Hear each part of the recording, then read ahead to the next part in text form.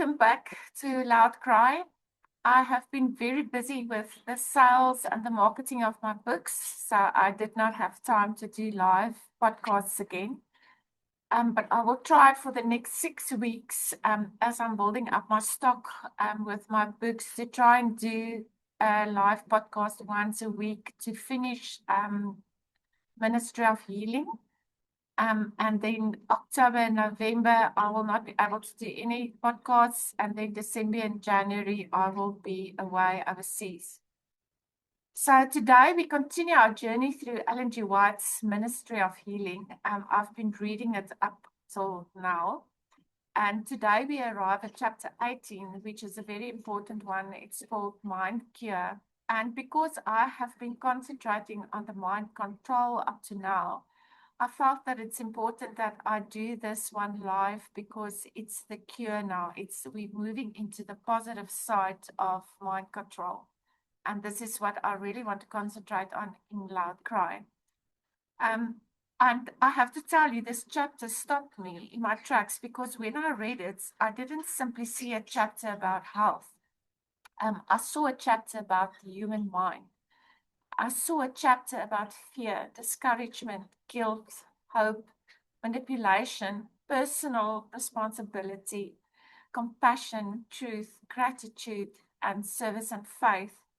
And perhaps most importantly, I saw a warning about something that is incredibly relevant to the world we live in today. Who controls your mind?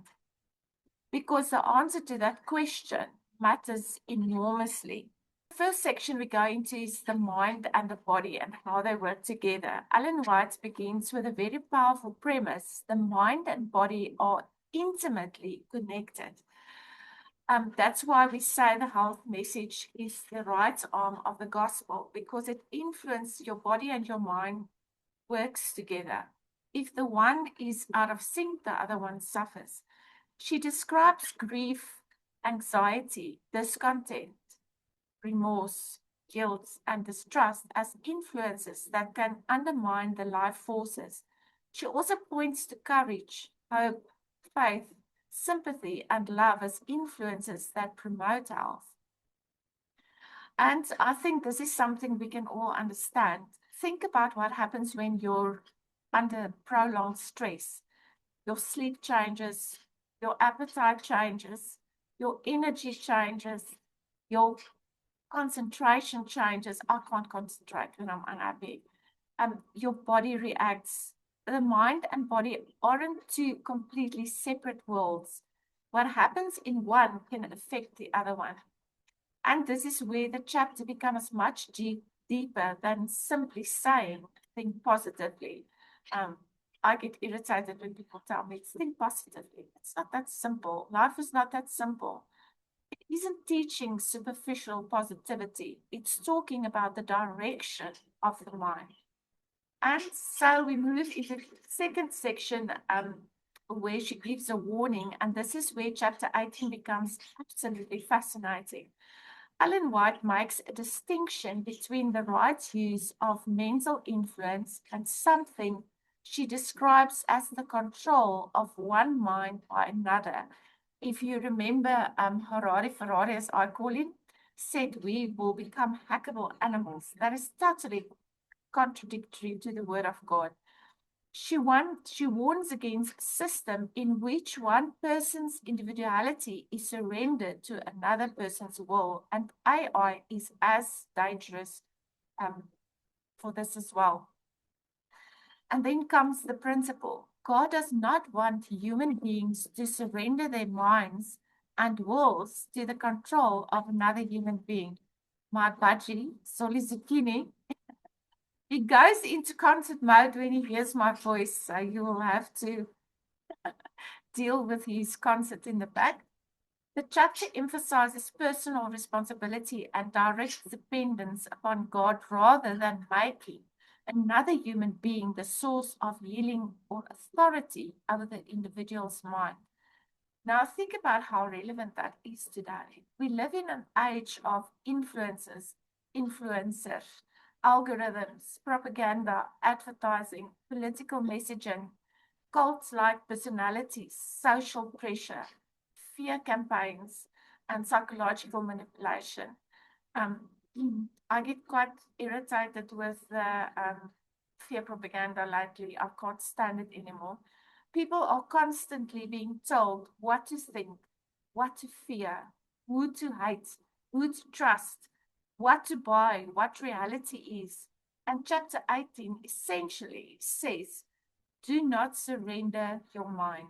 That is your most valuable asset that you have, is your intellect, is your mind, your own will. The most dangerous form of control, she writes further, she says the danger is not simply that one person influences another. The danger is when individuality disappears and one human being becomes psychologically dependent upon another. Your trust and your mind must be bonded with God, because a human being can die tomorrow and then you've got no safe place to go to. So make your city of refuge God, not another human being. She argues, or the danger is when individuality disappears and one human being becomes psychologically dependent upon another. She argues that this turns people away from the true source of strength and creates an unhealthy dependence upon human beings. And this is where I think we need discernment, because influence isn't automatically manipulation. Um, I mean, a teacher can influence you, a parent can influence a child, a pastor can influence a congregation, a doctor can influence a patient, a writer can influence their readers. And this is what my writing is all about, to get you to start to think critically, to think outside the mainstream media box they have forced us, coerced us into for so many years. So most people get cognitive dissonance, and it's very difficult for them to break out of that thought pattern. That is why I write. A friend can influence a friend. The question is, what happens to you individually? And that's a question you have to ask yourself. Does good influence teach you to think, or does it teach you that you cannot think without the influence? And this is the danger of AI, of ChatGPT. Does it point you toward truth? That's another thing. Or does it make the person the source of truth? So you don't search for truth yourself anymore. You trust that everything this person says is the truth, and that is very dangerous. Does it strengthen your relationship with God? Or does it make you depend upon another human being? That distinction is enormous. Then we go into section 4, and the answer to all of this is not coldness, it's not withdrawal, it is actually love. And here's something I particularly love about this chapter. After warning us about manipulation, Ellen White doesn't tell us to become suspicious and emotionally cold toward everyone. No, she moves into sympathy. She describes the discouraged, wounded mind as exceeding gentle, as needing gentle treatment, and emphasizes compassion, tact, and understanding. That is beautiful to me, because there is a world of difference between controlling someone's mind and helping someone heal. One takes power from a person, and the other one helps to restore strength to a person. So, truth, it is about truth without cruelty. That is the most important part for me. Truth without cruelty. I have endured incredible cruelty in the church that I belong to, the Seventh-day Adventist Church. If I have to tell you everything, you won't believe me. Well-meaning people, but hurting you so deeply that nearly nothing will ever get you right again. Another part of this chapter really caught my attention. It discusses honesty with patience. It acknowledges that there are circumstances where the whole truth cannot be communicated in exactly the same way to everyone at every moment.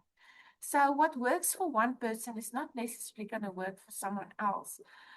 My internal and external noise is totally different than yours. My background, my history is totally different than yours. So you cannot expect the one person to adapt and be influenced by the same type of therapy than the previous person. And that is where love comes in. You must actually, and this is what I do when I sell my books as well, you must look at who's sitting in front of you.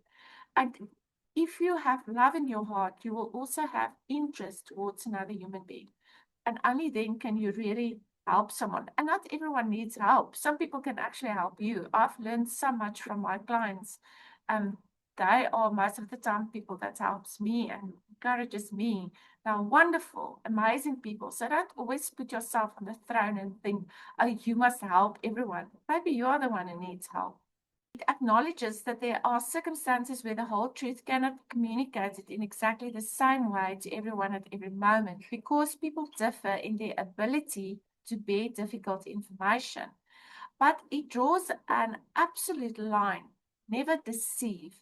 So you must still stick to the truth, but tell it in love and don't deceive people to make them feel better. That's not love.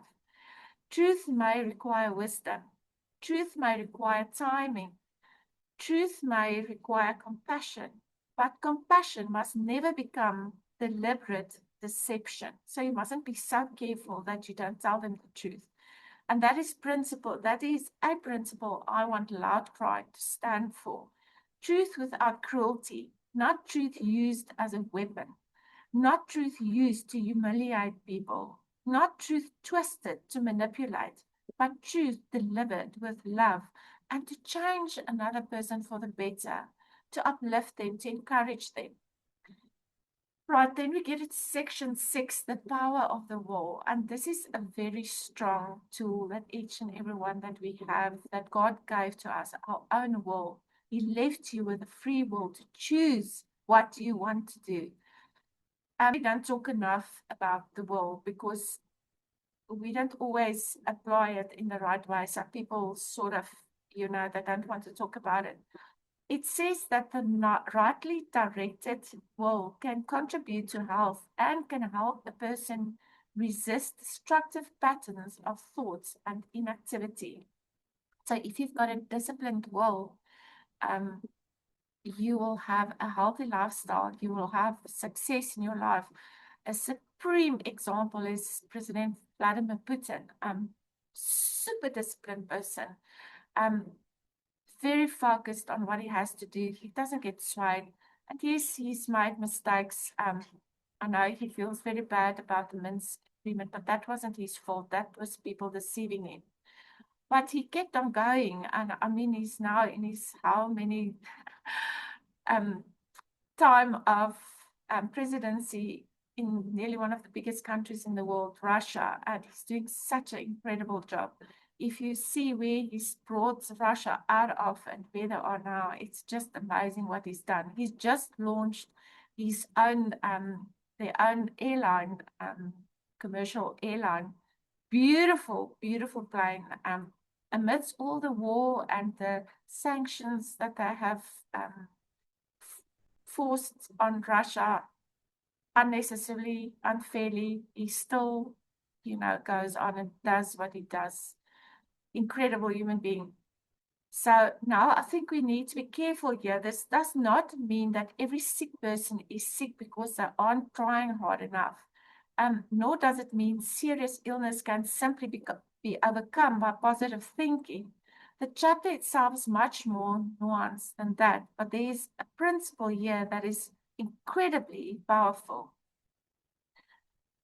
We may not control everything that happens to us, but we can have a say in what we do with what happens to us. We can choose whether we keep feeding despair. We can choose whether we seek help. We can choose whether we remain completely passive, just ignoring the problems. We can choose whether we reach toward God, which is the best choice you can make. And we can choose whether we take the next step. So then we go into Christ, this section 7, the source of true rest. And then the chapter brings everything back to Christ. It says that true abiding peace has one source, Christ, not stimulation, not distraction, not temporary excitement, not human domination, not escape. Christ. Simple, for free, and it's the best medicine for any mind. I can assure you that. I've been in horrific deep despair in my life because horrible things has happened to me. I've been through to hell more than once, through hell and back, and the only thing that brought me out was Christ. I can promise you that. And I think this is one of the most beautiful ideas in the entire chapter. Peace isn't simply something Christ gives us. It is found in Christ. That changes everything. Because if peace is merely circumstance, then when circumstances change, peace disappears. That's the same with another human being. So if you depend on a human being and that human being dies, then there goes your peace or your happiness. So, and I don't say that it's wrong to make the person that you love happy. Of course not. That's perfectly fine. But don't make that your safe house. Don't make that your city of refuge. God must be your city of refuge. But if peace is rooted in Christ, then even when life becomes difficult, we have somewhere to return. It becomes like your house, like your safe place. Yeah, it's familiar and it's always there. It never changes. Section 8, stop living tomorrow's troubles today. This is something we are all guilty of. There's another passage here that I think many of us desperately need. The chapter talks about people who continually anticipate disaster. Something goes wrong and immediately you think, everything is ruined. My life is over. Something worse is coming. And the result is that you make today's burden heavier by carrying tomorrow's imagined burden as well. And yeah, oh my goodness, how many of us do this?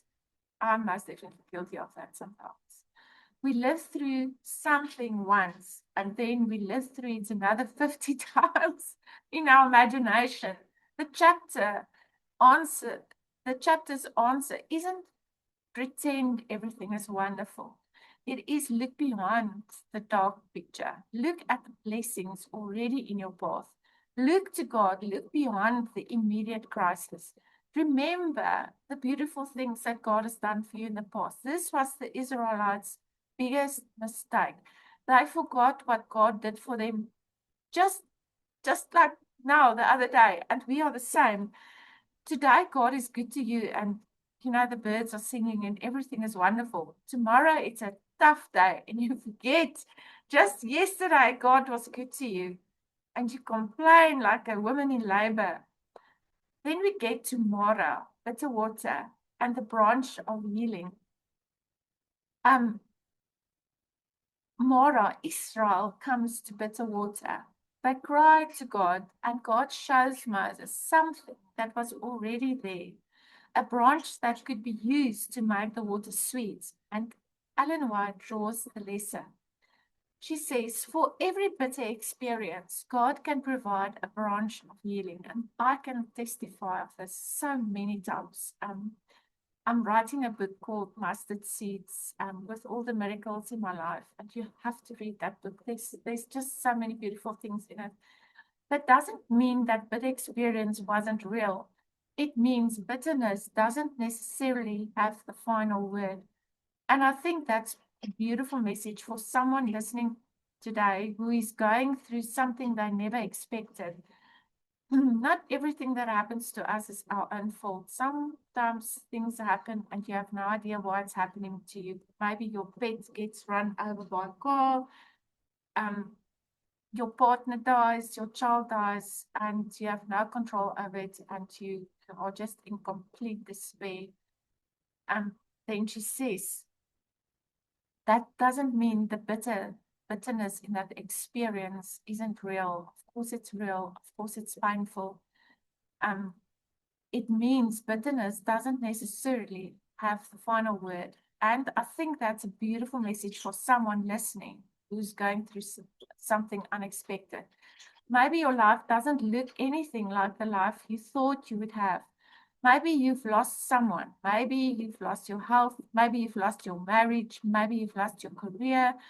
Maybe you've lost your confidence. Maybe you've made mistakes. Maybe someone hurt you. And the big thing of making mistakes is it's not other people that must forgive you. People forgive and they move on. They don't even think about it again. You must forgive yourself. I said it in the previous podcast as well. Forgive yourself. We all make mistakes. We all make horrible mistakes. We all make more than one mistake. God knew this. This is why He sent His Son to die for us, so that we can cross over on His righteousness, on His perfect life, on His perfect obedience. That doesn't mean that you don't need to be obedient, that you can just use your free will to gratify self and a life full of pleasure. No, you must use that will of yours to influence other people, to have hope in God, to influence the world to become morally stronger. That's what that free will is for. And to make the right decisions for yourself. Maybe someone hurt you. Maybe you are simply exhausted. You are overworking yourself. Maybe you've got a lot of emotional baggage from people around you. And it's just totally exhausting all your resources. Mara is real. This is what she's saying. These things in life are real. Life is not easy, it's difficult. But Mara isn't the end of the journey. And this is the bigger picture I want you to see. Look away from yourself and your problems and look to Jesus. One of the strongest themes in this chapter is the danger of becoming completely absorbed in ourselves and our problems and our mistakes. And, oh, you're not good enough, you're too bad. Don't focus on those things because Satan will make sure it gets monstrous in your mind. Ellen White says that constantly studying our own emotions can weaken faith and courage she then points instead toward Christ. And again, I don't think this means ignore your emotions or your pain. Of course not. Your emotions matter. Your pain matters. But there's a difference between acknowledging pain and making pain your entire identity. Every time you talk to someone, you're just complaining about how bad your life is. You're just always somber and you're always sad. That is because you focus on the negative things in your life and not all the good things that there is in your life. So you can say, I am hurting without saying I'm only my hurt. Or you can say, I made a terrible mistake without saying, I am a terrible person. Mistakes doesn't make you a terrible person. It makes you quite normal. It happens to all of us. You can say, my life is difficult without saying my life is hopeless. That distinction can change a life. There's always hope. God always leaves a small piece of hope. He always gives you something to work towards to again. He always leaves a small, a little bit of the door open for you to move forward again. I know because I've been through it. I've been at rock bottom, sleeping on the floor on pillows. I've been sleeping on the floor without pillows. I've been through rock bottom more than once. I know what it's like to be down and out, and you have no idea how you're going to get out of it. Then you go into section 11. Gratitude is a way of life. Then comes one of the most beautiful parts she writes about. Gratitude and praise. The chapter describes gratitude as something that promotes health of body and soul and urges us to resist melancholy and discontent. And here's something practical. Don't wait until everything is perfect before you become grateful, because everything will never be perfect. There will always be another problem, another bill, another disappointment, another unanswered question. You just sort out this heap of problems and then you see, Here they come again. First, just small one sticking out its head. Before you know it, it's a whole list again. It's called life. Another difficult person. You think you're going to change this job and, oh, the next job's going to be so wonderful. There will always be difficult people in your life. Even me, who works for myself, who's got absolutely no boss. I work from my own creations. I don't owe anyone anything about my day, what I do, my time. And I still encounter difficult people every single day of my life. Another thing that needs fixing. You fix the bathroom, now something in the kitchen breaks. So gratitude becomes a discipline. Thank God for today's life. Thank you for the truth that you have. Thank God for today's food. There's people who has no food, that hasn't eaten for days, that doesn't know where the next food is going to come from. They've lost hope. If you've got food, thank God for the food in your house. And please, don't ever waste food. Okay, if you've got food left over, please take it to a street person. Thank God for today's opportunities. Use those opportunities, even if they look.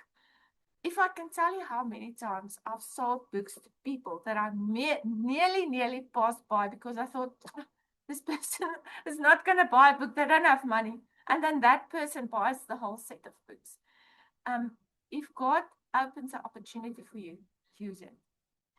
Thank God for the person who showed you kindness. Kindness is such a underrated, beautiful characteristic in people.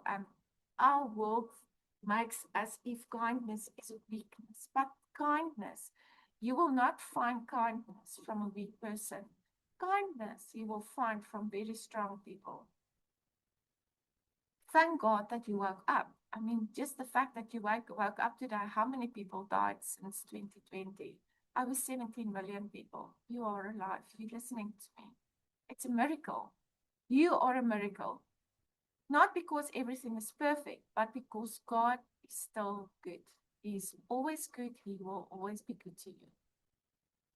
Sing your way through the darkness. Now, when I get down, I sing to my budgie, Zoli Zucchini, this guy that's doing the concert here at the back.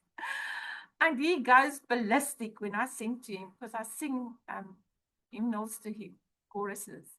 And then he goes into super chirp mode and he nearly passes out from chirping. He absolutely loves it. So, and I feel happy. I feel happy after our singing sessions. So sing to your dog, sing, get your guitar and play and just sing. It just makes you feel happy and smile. A smile also uplifts you. She says something extraordinary. Song is a weapon against discouragement. The chapter encourages praise and thanksgiving expressed through song. And I love that for Loud Cry. Because sometimes you don't have a beautiful prayer. Sometimes you don't have the words. I want to develop I'm first going to get my publishing house registered now. And then I want to start working on my own training center for writers and for literature evangelists, how to sell your own books. And I want there to be a lot of music in our center. I want us to sing and be happy. When I take people in, I'm going to take them in as an entire person, and we're going to build them up. When they walk out of that center, they must be able to sell their books, write their own books, do their own covers, have a healthy lifestyle, believe in themselves, be positive about life. Sometimes your mind is exhausted. Sometimes all you can do is put on a song and sing and let the music remind you God is still there. Okay, then the strangest prescription of all, suffering. Help someone else. If you are discouraged, encourage someone else. If you are lonely, reach out to someone else. And if you are hurting, look for someone whose burden you can lighten. The chapter says that one of the surest hindrances to recovery can be becoming completely centered upon oneself, and that helping others can bring blessing back to the helper. So you know, sometimes people just want you to listen to them. They just want a friend, and that's for free. It doesn't cost you anything. Reach out on WhatsApp, phone them, send them an email, send them a message on Messenger. You never know at what point that person is, and your message might come at exactly the right time. And then it points us to Isaiah 58, feeding the hungry, caring for the afflicted, and serving others, connecting that service with light, guidance, and healing. That is huge. Because health, according to this chapter, isn't merely how do I feel, it is also what can I give. And this is where Loud Cry comes in. This is the part I want to make particularly personal to the audience, because when I look at what Loud Cry is becoming, I don't want it to be simply another place where people come to consume information. There's so much information at the moment. I want it to be a place where people are encouraged to think, to question without feeling guilty, without shame, learn, heal, grow, and serve and thrive. I want you to be happy. I'm so happy at the moment. I mean, I get up in the morning and I'm just so filled with absolute life. I'm just totally in love with life. So, and most importantly, come closer to Christ. That is the biggest motivation of everything I do, is to draw people closer to Christ. Not because they don't know Christ or because they need salvation, but because people lose hope, because Satan attacks your faith, and people lose hope. They think that God has given up on them. And that is the part that I want to make sure that people understand, that God will not give up on you. God loves you more than you can ever understand. Where our love ends, his love starts. Chapter 18 gives a beautiful framework for this. We don't want to control people's minds. We want to encourage people to use their minds. We don't want people dependent upon us. We want them anchored in Christ. We don't want to exploit people's weaknesses. We want to strengthen them. We don't want to manipulate people with fear.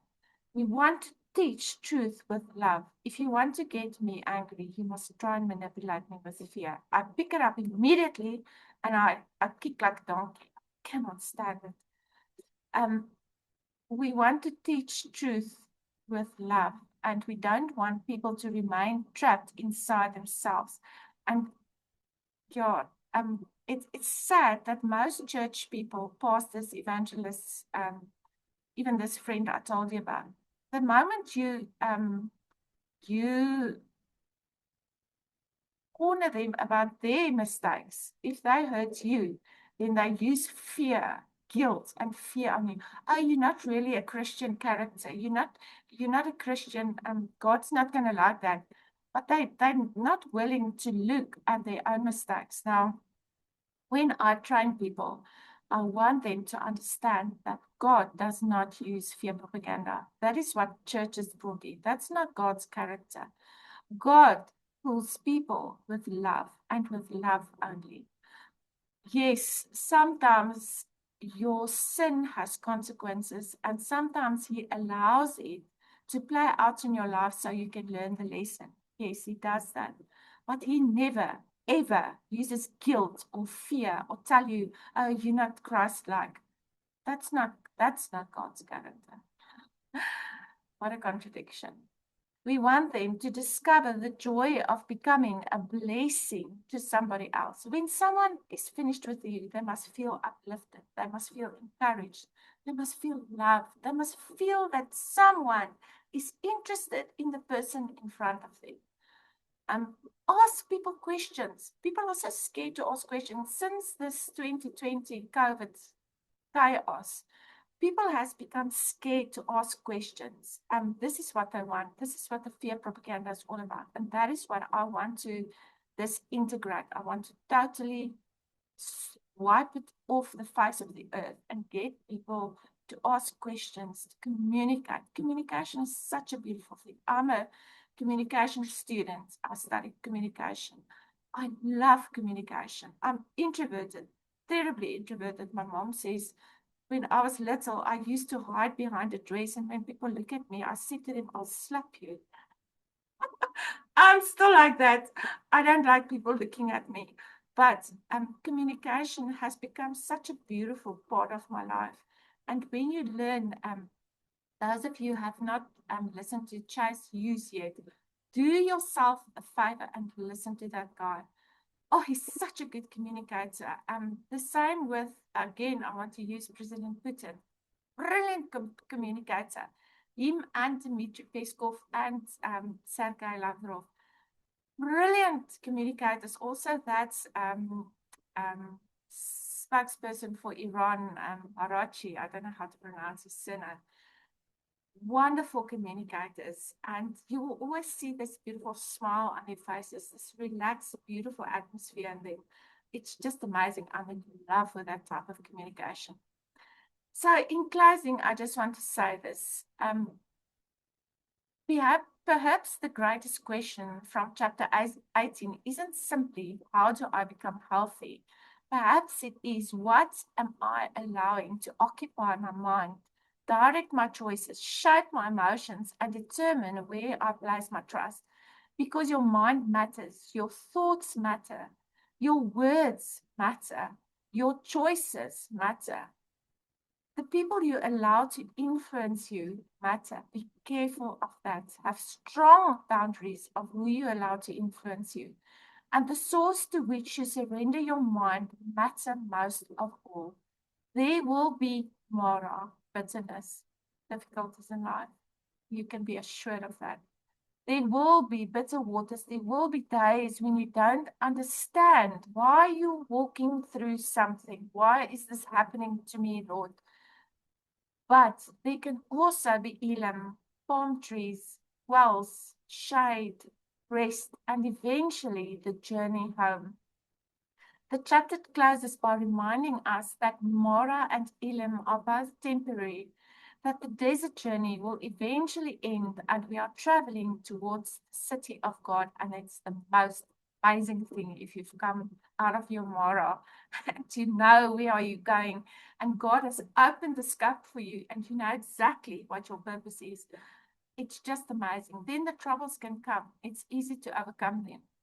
So today, wherever you are listening, if you if you're in Mora at the moment, don't give up. Trust me, don't give up. I've given up many times. Don't give up. If you're in Elam, be grateful. Be grateful for it. Remember the times you slept on the floor without pillows. If you're hurting, reach towards Christ. Be careful of people. Rather tell God your problems. If you're discouraged, look to someone you can encourage. If someone is trying to control your mind, remember that your individuality is precious. And if you don't know what tomorrow holds, you don't have to. You only have to take the next faithful step, and that I can also testify of. Many days, I didn't know how I'm going to get where I am. I've already published 4 books. I'm busy with 3 more books. Someone asked me to ghostwrite their whole life story for them. If you asked me a year ago if this would be possible, I would have laughed at you. Just take the next step. Doesn't matter how small it is. If you've got a sink full of dirty dishes and you are so down you cannot even move, just wash one cup, then wash another cup. And you'll see how quickly you get your life in order. You only have to take the next faithful step. This is Loud Cry. This is what I'm all about. This is what this whole writing of mine, my whole podcast, my Facebook page is all about, is to encourage you to not give up. Think clearly, love deeply, live truthfully, and let your mind belong to God. Thank you. That was a loud cry.